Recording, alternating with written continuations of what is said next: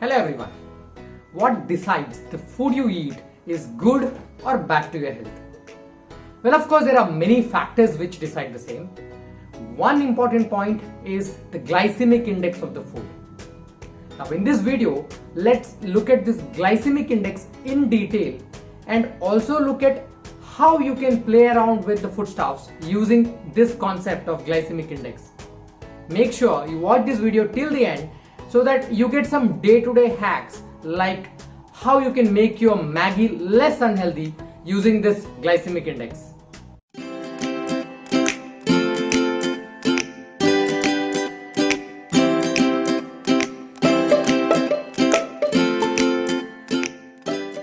The bottom line is almost every foodstuff that you eat will elevate your blood glucose or blood sugar level and stimulate the release of insulin. Now, even though it is a very complex procedure involving a lot of chemical reactions beautifully handled by your body, in simple words, this elevated blood glucose gets used up for producing energy in your body.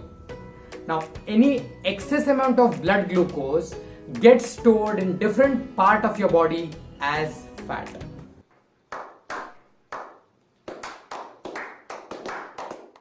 Whether you like it or not, this is what your body is going to do with the excess of blood glucose.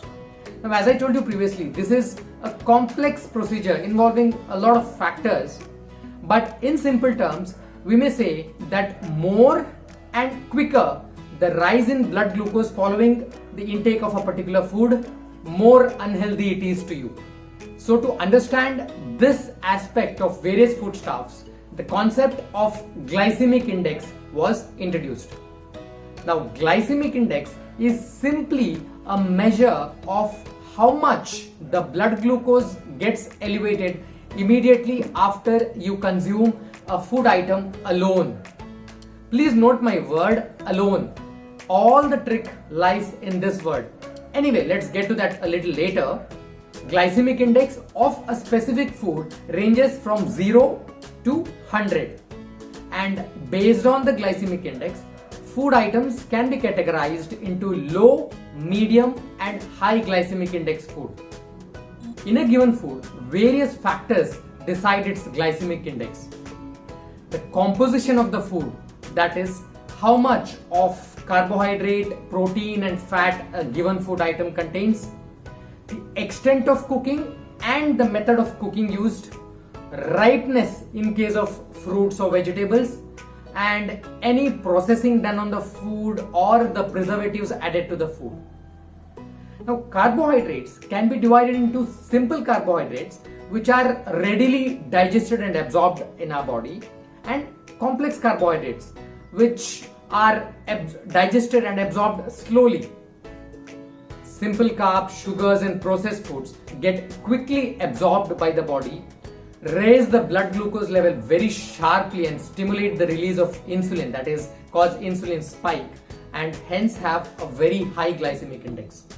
While complex carbs get absorbed slowly and there's a steady rise in the blood glucose level without any significant insulin spike, and hence they have a low glycemic index. In addition, the presence of proteins and fats will also slow down the absorption of a given food content, leading to decrease in its glycemic index. So obviously, depending on the composition of a food item, its glycemic index will vary. Here's the list of few of the commonly consumed food items with their glycemic index. I'm sure you will find a lot of surprises in this list. And as I mentioned previously, simple carbs have a high glycemic index and complex carbs have a low glycemic index. That is why potato has a higher glycemic index than sweet potato. That is because sweet potato has more of complex carbs.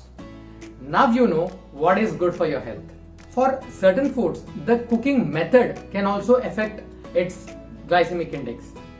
Roasting and baking are found to break some of the resistant starch, which is a complex carbohydrate, and make it readily digestible and absorbable, leading to increase in the glycemic index of the food.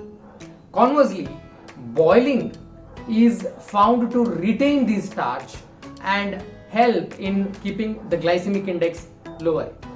It's also important to note that longer you cook a food product, there is more chance that the complex carbohydrates get broken, leading to the production of simple carbs with a higher glycemic index. Now, in case of fruits, the degree of ripeness will also decide its glycemic index, because the process of ripening leads to breakdown of some of the complex carbohydrates into simple carbohydrates.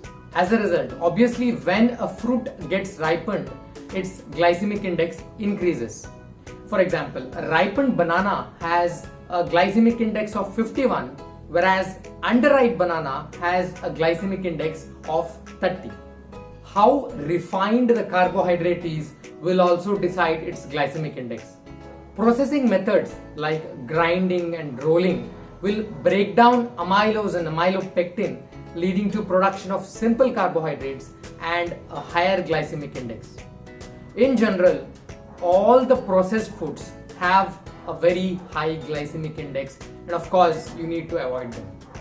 All this while we spoke about glycemic index of a particular foodstuff, but practically we don't really consume only one food in isolation. We combine multiple foodstuffs. So the glycemic index of a particular food item will also depend on what else is consumed along with it. A low GI food will also protect you from the harmful effects of a high GI food when combined together. In simple words, food rich in complex carb, protein and fat will slow down the absorption of simple sugar present along with it, hence decreasing the glycemic index of the overall meal. Now, this is the whole concept of consuming a meal with different stuffs having different glycemic index balancing out each other. For example, rice has a high glycemic index, but it is almost never consumed alone and is consumed with vegetables and pulses which have low glycemic index and slow down the overall absorption, leading to decrease in the glycemic index of the overall meal. Of course, this is in addition to rice and pulses balancing each other with respect to the amino acids they are deficient in. Now, let's come to the trick of the day. That is, using this concept of glycemic index, can we make Maggi healthy? Yes, there is no way you can make Maggi healthy, because it's not just about spiking your blood glucose or blood insulin. There's more ways how it harms your health, especially the high sodium content in it, and also the various preservatives added in preparation of the product. However, you can make it less unhealthy by decreasing its glycemic index. That is, you need to add a lot of vegetables and pulses while preparing Maggi. Adding a lot of vegetables and pulses in addition to decreasing the glycemic index will also make you feel fuller quickly, leading to less of noodle consumption per se.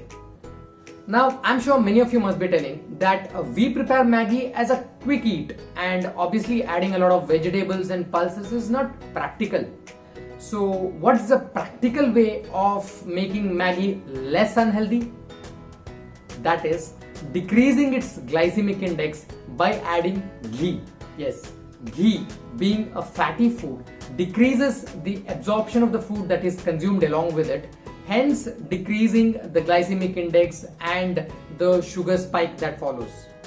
Now, no doubt our elders insisted on adding ghee to most of our food products. So in general, it is always preferable to use a food with low glycemic index, unless the food has other benefits in the form of presence of multiple vitamins and minerals, like in case of banana or watermelon. Now, white rice, for example, has simple carb and has a very high glycemic index, while brown rice, red rice or parboiled rice have a lot of fiber which decrease their glycemic index. Hence, it is always preferable to use brown rice, red rice or parboiled rice instead of white rice. However, if white rice needs to be consumed, it should always be combined with a lot of vegetables and pulses. Most notable benefits of regularly consuming low GI food are decrease in the blood cholesterol and LDL level, which in turn decrease the risk of heart attack, stroke, etc. Good weight management and easiness in shedding off some extra weight, which will help you maintain a slim and fit body.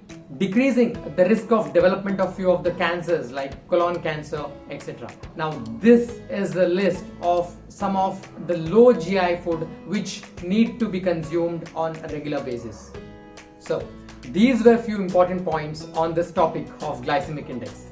If you found this video informative, do make sure that you give it a thumbs up and share it with your friends and family. And for more health and wellness related videos, subscribe to this channel.